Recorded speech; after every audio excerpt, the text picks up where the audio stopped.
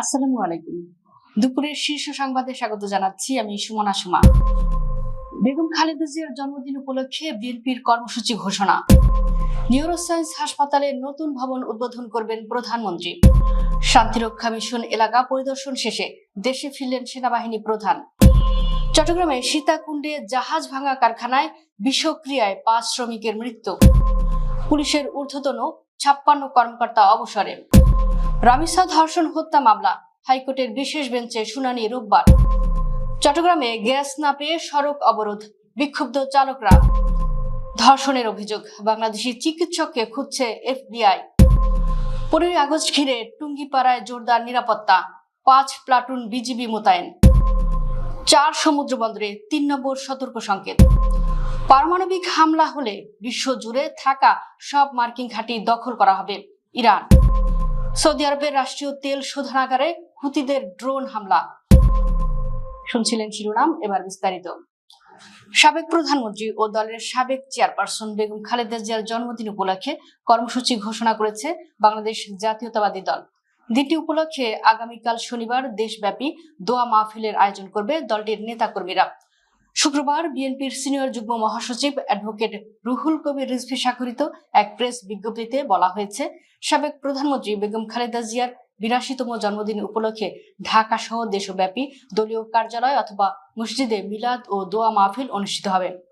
এতে আরো বলা হয়েছে, ঢাকায় নয়াপল্টনস্থ বিএনপি কেন্দ্রীয় কার্যালয়ে শনিবার 15 আগস্ট সকাল 11টায় মিলাদ ও দোয়া মাহফিল অনুষ্ঠিত হবে। অনুষ্ঠানে বিএনপির সিনিয়র নেতৃবৃন্দ উপস্থিত থাকবেন। ঢাকা সহ দেশব্যাপী বিএনপি এবং এর অঙ্গ ও সহযোগী সংগঠনের সব পর্যায়ের নেতাকর্মী ও সমর্থকদের উক্ত মিলাদ ও দোয়া মাহফিলগুলোতে অংশগ্রহণের জন্য অনুরোধ করা হয়েছে। দেশে নিউরো রোগীদের চিকিৎসা সেবায় পরিধি আরো বৃদ্ধি পাচ্ছে। শনিবার ঢাকার ন্যাশনাল ইনস্টিটিউট অব নিউরো সায়েন্সের ও হাসপাতালের আরো 500 শয্যার নতুন একটি ভবন চালু হচ্ছে। এদিন সকাল 10টায় প্রধানমন্ত্রী তারেক রহমান নতুন ভবনটি শুভ উদ্বোধন করবেন। National institute of neuro sciences ও হাসপাতালের সংশ্লিষ্ট কর্মকর্তারা জানিয়েছেন, ইতোমধ্যেই হাসপাতালের নতুন ভবনের নির্মাণ কাজ শেষ হয়েছে অধিকাংশ যন্ত্রপাতি স্থাপনের কাজও। এটি চালু হলে হাসপাতালটির মোট শয্যা সংখ্যা বেড়ে 1000-এ দাঁড়াবে। এর ফলে এটি দেশের বৃহত্তম বিশেষায়িত স্নায়ুরোগ চিকিৎসা কেন্দ্রে পরিণত হবে। সরজমিনে দেখা গেছে, নতুন এই ভবনটি 15 তলা বিশিষ্ট। এর নিচে নিচতলা বেসমেন্টে হিসেবে রাখা হয়েছে। সেখানে পার্কিং এরিয়ার পাশাপাশি সার্ভিস সেকশনও রয়েছে। উপরের 12 তলায় ওয়ার্ড, অপারেশন থিয়েটার ও ডায়াগনস্টিক ইউনিটের ব্যবস্থা রয়েছে।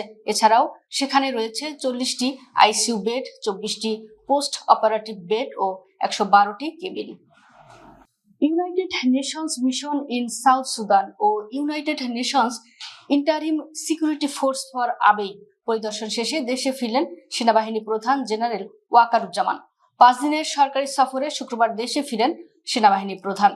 আন্তঃবাহিনী জনসংযোগ পরিদপ্তর থেকে পাঠানো এক সংবাদ বিজ্ঞপ্তিতে এ তথ্য জানানো হয়েছে। এতে বলা হয়েছে, সফরকালে সেনাবাহিনী প্রধান দক্ষিণ সুদানে মোতায়েনরত বাংলাদেশ সেনাবাহিনীর ইঞ্জিনিয়ার কোম্পানি, পদাতিক ব্যাটালিয়ন ও বাংলাদেশ নৌবাহিনীর ফোর্স মেরিন ইউনিট এবং অ্যাবেইতে বাংলাদেশ সেনাবাহিনীর পদাতিক ব্যাটালিয়ন পরিদর্শন করেন।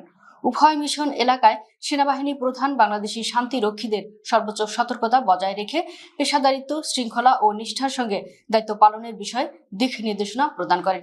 এছাড়া তিনি UNMISS ও UNISFA মিশনে নিয়োজিত বাংলাদেশি স্টাফ অফিসার, অবজার্ভ এবং কন্টিনজেন্ট সদস্যদের জন্য মত বিনিময় করেন এবং তাদের কার্যক্রম ও মিশনের সার্বিক পরিস্থিতি সম্পর্কে অবহিত হন।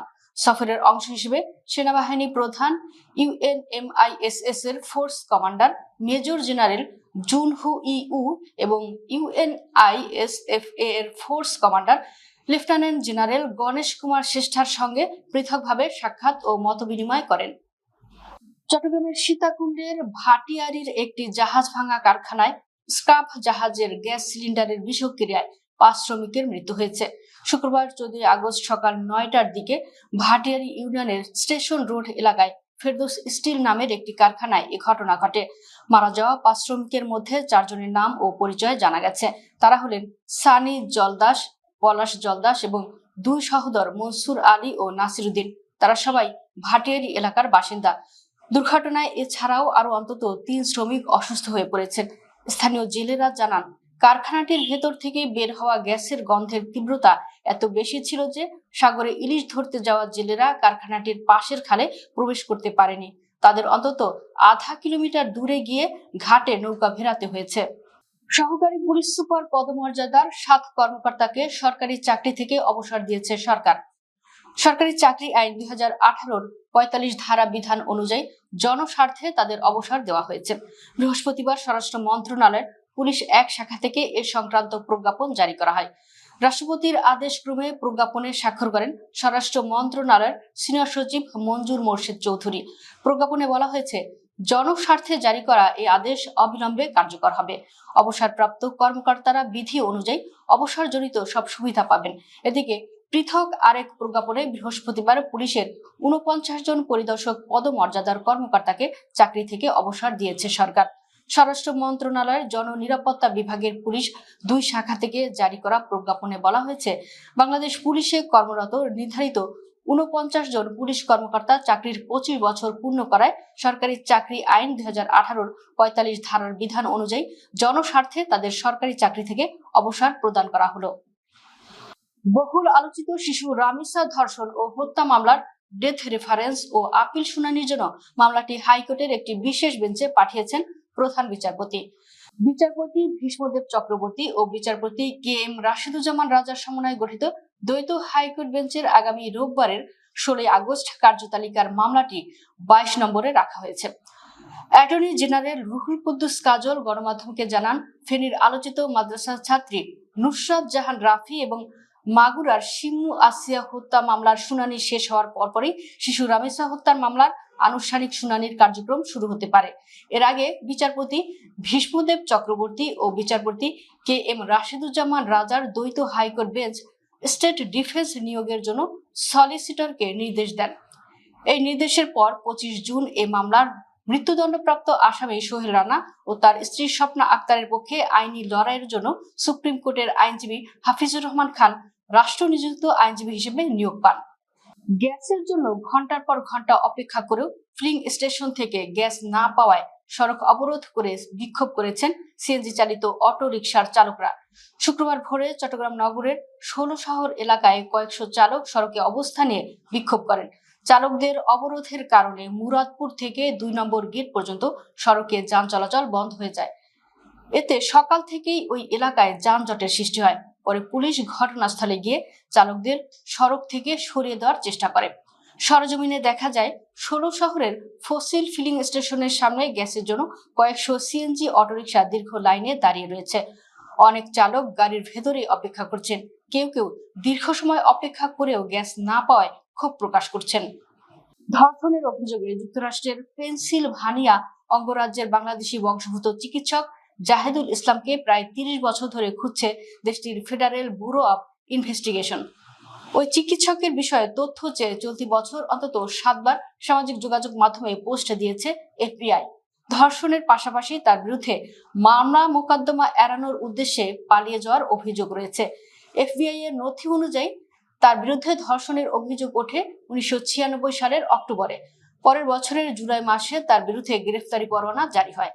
জাহেদুল ইসলামের বিষয়ে FBI এর ফেসবুক পোস্টে বলা হয়েছে, নিউ ইয়র্ক ও কানাডার মন্ট্রিয়লে তার যোগাযোগ থাকতে পারে। জাহিদুলের সঙ্গে তার স্ত্রী থাকতে পারেন, যিনি নিজেও একজন চিকিৎসক। ১৫ আগস্ট শেখ মুজিবুর রহমানের মৃত্যুবার্ষিকী ঘিরে গোপালগঞ্জের টুঙ্গিপাড়ায় তার সমাধিসৌধ ও আশেপাশের এলাকায় নিরাপত্তা ব্যবস্থা জোরদার করা হয়েছে। সম্ভাব্য অপ্রীতিকর পরিস্থিতি এড়াতে মোতায়েন করা হয়েছে অতিরিক্ত আইন শৃঙ্খলা রক্ষাকারী বাহিনীর সদস্য।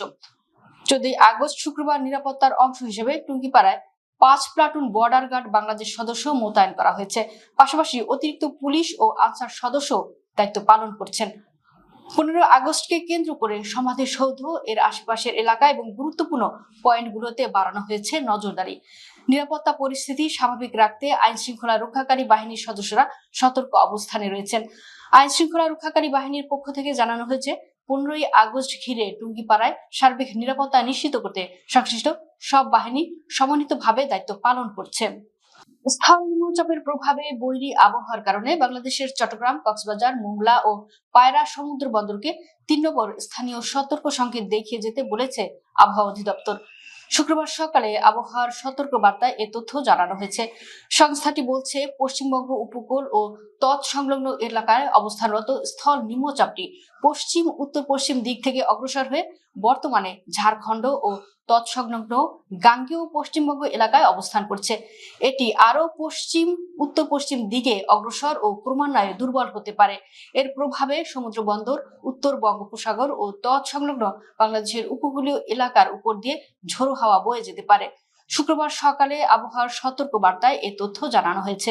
ইরানের বিরুদ্ধে যুক্তরাষ্ট্র পারমাণবিক অস্ত্র ব্যবহার করলে বিশ্বজুড়ে থাকা মার্কিন সামরিক ঘাঁটিগুলো দখল করা হবে বলে হুঁশিয়ারি দিয়েছেন ইরানের বিপ্লবী গার্ড বাহিনীর চিফ অফ স্টাফের উপদেষ্টা ব্রিগেডিয়ার জেনারেল মোহাম্মদ রেজা নাখদি।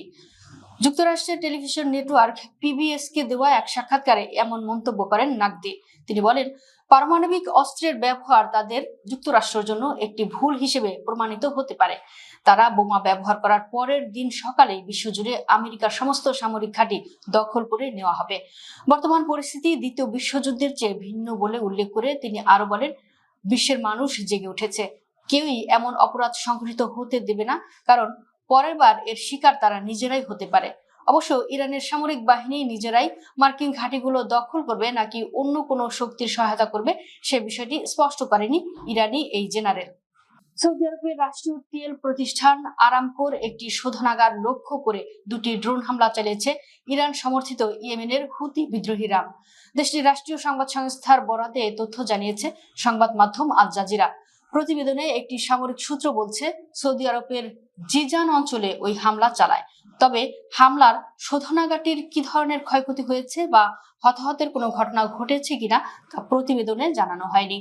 এদিকে হামলার দায় স্বীকার করে গোষ্ঠীকে জানায়, ইয়েমেনের সাদা ও হাজ্জা প্রদেশে আকাশসীমা ও সার্বভৌমত্ব সৌদি আরব লঙ্ঘন করার এর জবাব হিসেবে হামলাটি চালানো হয়েছে।